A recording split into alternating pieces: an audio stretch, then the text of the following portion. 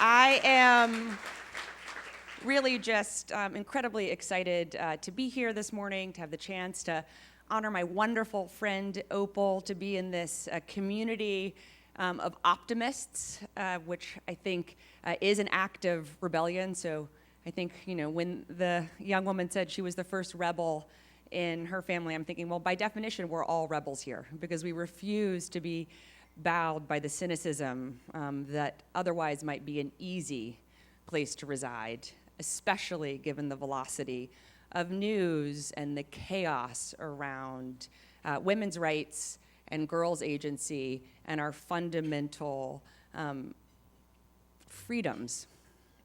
And so it is really just good for my soul and my heart and my well of optimism to be with all of you today.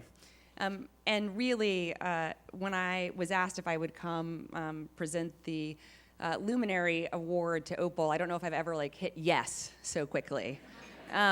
Because really, Opal has just been such an integral part of my family's life, of my life, and really of our country's life over the last now almost decade.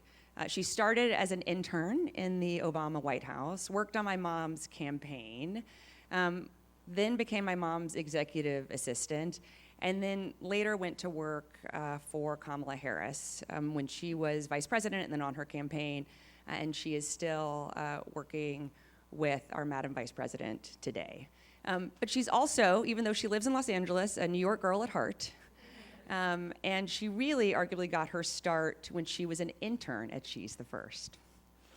And so as someone who's the daughter of the first woman in her family to go to college, my mom was the first woman in her family to go to college. Elvira, my dad also didn't get on a plane until he got on a plane to go to college for the first time. I very much feel like I am the product of a lot of people who understood in the power of education and in the power of kind of leaping into the unknown to follow your dreams. And Opal, I think, is really aptly named because she has always been brave and always been courageous and always been filled with an inner light that is a wonderful, attractive, magnetic, catalytic quality for everyone around her. And she certainly has not only kind of been the first, she's always ensured that she's not the only. She's a real champion of young people who have always been in her orbit, sometimes even not so young people who've been in her orbit. And she's always particularly done everything she can to mentor and uplift the girls and women in her life, professionally, as a friend, and really as just a champion for all of us. So, Opal, it is my honor to present you with the She's the First Luminary Award. So please come up and accept, hopefully, the thunderous applause that will follow.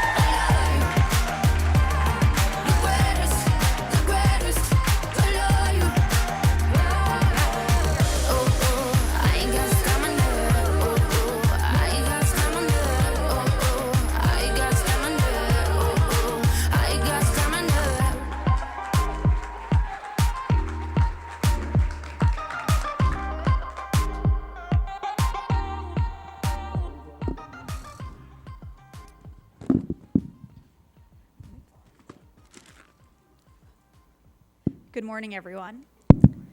Thank you so much, Chelsea, for your ultimate champion for women and girls across the globe. Thank you for your leadership, your advocacy, your unwavering commitment, and thank you for always being there for me. To Elvira and Christine, I am so inspired by you both. Thank you for sharing your courage with us all, and I cannot wait for everyone to hear more about your journey. To my family, my friends, my village, and to everyone here who took time out of their busy lives, especially the kids up there who should be in school, I am so glad you missed school to be here with me. And she's not here today, but I want to thank my grandma Ba. She raised 7 kids in a studio apartment in India. They didn't even have a bathroom growing up. And I am here today because of her sacrifice, determination, and her love. And finally, to Tammy, Kate, and all the She's the First team, thank you for this incredible honor. And more importantly, thank you for the work you do day in and day out. I know your work can be life-changing because it changed my life. Tammy gave me my first internship when I was 17 years old. I was a senior at Malloy High School. My friends would be going to volleyball practice, and instead, I'd be taking the subway from Queens into the city. I'd spend 3 days interning at She's the First and the other days working at the sales floor at Lacoste to save up for college. At She's the First, for one of the first times in my life, I spent hours surrounded by brilliant women who believed deeply in one thing, that every girl deserves an education. And more than that, they also believed in me, and that made all the difference. If you had told me back then, the girl who wasn't on a sports team, wasn't the valedictorian, and definitely wasn't the prom queen, the girl who was constantly made to feel that her dreams were too big, if you told her that one day she'd be standing here receiving the She's the First Luminary Award presented by Chelsea Clinton, she never would have believed it. I mean, take a moment. Could any of our 17-year-old selves have imagined where we are today? When I think about that 17-year-old girl, I get emotional for many reasons. But one is she still did not know what was coming. She doesn't know she'll not only get to work for one, but two trailblazing women, two women who have changed our worlds forever, and who millions of parents have pointed to and told their daughters, look, she's the first. So, to all the girls out there, I hope you dream big and never let anyone tell you there's nothing you can't achieve. And anytime you have a little voice in your head telling you not to follow your dreams, I hope you'll remember you're not alone, and I will always be cheering you on.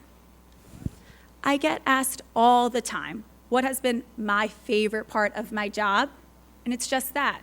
It's playing a tiny part for girls to grow up knowing they can do and be anything, even President of the United States, no matter the color of their skin or where they grow up.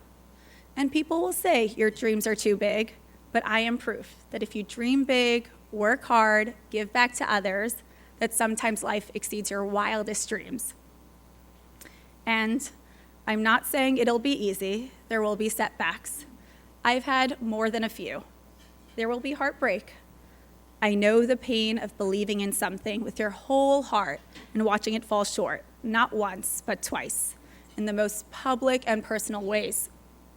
But I've learned from both Secretary Hillary Rodham Clinton and Vice President Kamala Devi Harris that when these setbacks happen, we can't stop fighting.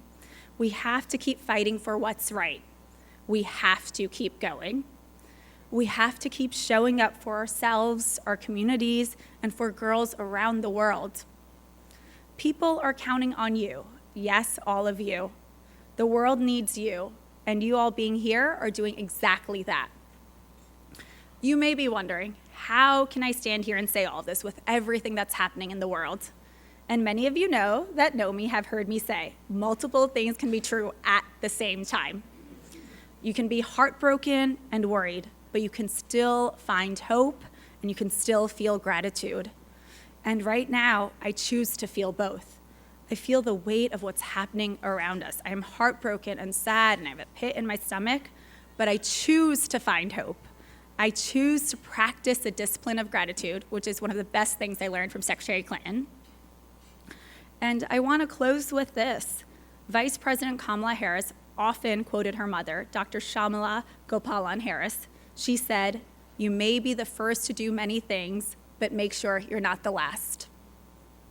And looking around this room, I see so many firsts.